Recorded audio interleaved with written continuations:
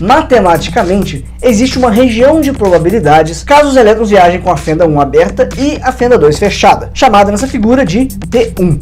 Outra região de probabilidades caso os elétrons viajem com a fenda 2 aberta e com a fenda 1 fechada, chamada aqui de P2. E ainda outra região de probabilidades caso eles viajem com as duas fendas abertas, que é uma região de probabilidades resultante da interferência entre essas duas probabilidades anteriores, chamada aqui de P12. A essas regiões de probabilidade nós vamos chamar de densidade de probabilidade, porque embora a probabilidade não seja uma coisa física que dá para você medir a densidade, existe uma probabilidade maior de incidência em certas regiões, uma probabilidade mais densa, do que a probabilidade de incidência em outras regiões, probabilidade menos densa. E a matemática que consegue calcular essas densidades de probabilidade com precisão é semelhante à matemática utilizada no comportamento ondulatório. Mesmo que os elétrons sejam detectados individualmente,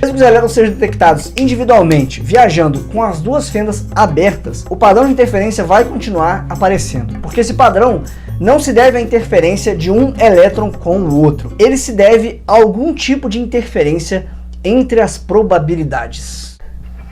Bizarríssimo, né? Existe nesse experimento uma descoberta extremamente surpreendente, mas que fica ofuscada por esse obscurantismo que tenta transformar a física quântica em algo a mais do que ela de fato é.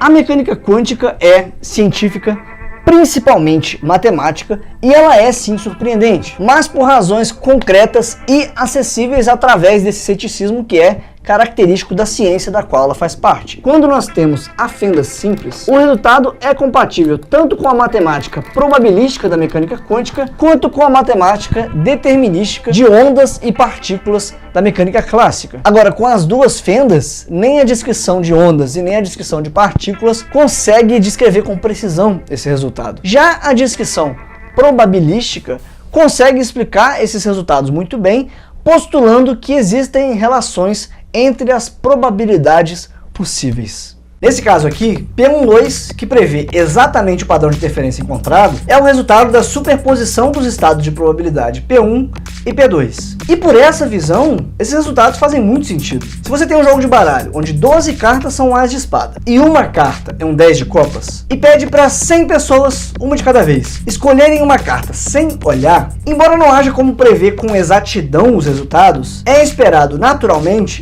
que na maioria dos casos a escolha seja um as de espada e em poucos casos sejam 10 de copas. Analogamente, se cada elétron tem um movimento probabilístico e alguns dos lugares de incidência são mais prováveis que outros, quando você tem uma amostragem grande, é natural esperar mais instâncias de incidência onde era mais provável e menos instâncias de incidência onde era menos provável. Mas a posição final só é definida no momento da incidência. De forma simplificada, sem passar por toda a matemática que é essencial para compreender isso de forma aprofundada e para levantar novas hipóteses, é a isso que nós chamamos de princípio da sobreposição quântica. É o fato de que o sistema físico em questão ocupa todos os estados probabilísticos possíveis para esse sistema até que aconteça uma interação física que defina um estado final. E é isso que sugere para nós aqui que o comportamento do universo em escalas mais fundamentais é de fato probabilístico e não determinístico.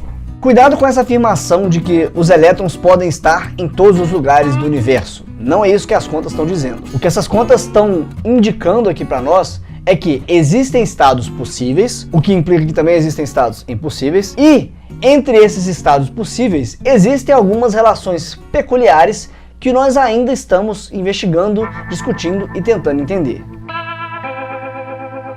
A beleza disso é se dar conta de que a mecânica quântica sugere experimentalmente algo que a filosofia da ciência já discute há séculos. Que quando alguém observa a realidade ao seu redor, incluindo um cientista fazendo testes experimentais da natureza de forma criteriosa e metodológica, ele não observa uma realidade externa a partir de um lugar neutro e imparcial. Porque a simples ação de observar já parte de um conjunto de hipóteses carregadas previamente por aquele que observa. Esse ato de observar, que na verdade é o ato de medir experimentalmente, já é por si só uma interação com a natureza. E por isso mesmo já afeta como essa natureza testada vai se mostrar para nós que somos os observadores. Os experimentos de mecânica quântica só surgiram porque já tinha sido desenvolvido ao longo do tempo pela comunidade científica teorias e cálculos que indicavam para os próximos pesquisadores onde ela era na natureza para testar essas propostas e procurar esses fenômenos. E eles vêm mostrar também que para testar os espaços mais elementares da natureza, não tem jeito, nós temos que interferir no funcionamento dela. E ainda assim, o experimento da fenda dupla mostra que é possível você mudar a sua realidade. De um ponto de vista científico, existe alguma versão dessa frase muito mais cética, humilde e em harmonia com o universo, de que é o observador que define a sua própria realidade. Mas não no sentido de que a nossa consciência seja capaz de manipular a realidade para conseguir realizar os nossos desejos. Não faz. Do ponto de vista da ciência, essa é uma visão ingênua e até arrogante, porque nos coloca um pedestal diante do cosmos, sabe? Como se os seres humanos fossem os protagonistas do universo. É o pedestal que as pessoas querem mesmo, sua anta. Elas querem ser os protagonistas do universo. É isso que vende. A mecânica quântica não abre brechas para esse tipo de mentalidade. Do ponto de vista da física, nós somos apenas poeira das estrelas. O que ela pode ajudar a nos lembrar é que não existe como nós nos desligarmos da realidade na qual nós existimos, porque a nossa existência é interação. Optando ou não por isso, nós somos parte da sociedade que nós construímos. Nós somos parte desse ambiente que nós alteramos.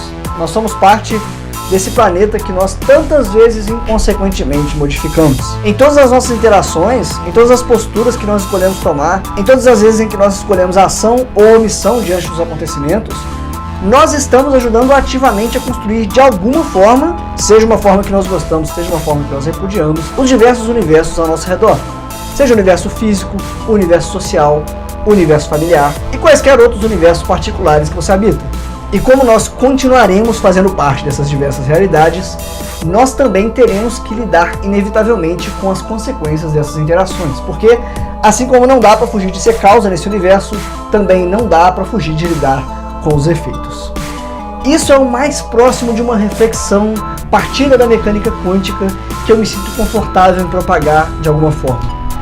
O fato de que todas as suas posturas têm algum peso na sua existência e também na vida dos seres que coexistem conosco nesses diversos universos onde nós habitamos. Então, tente interagir com sabedoria.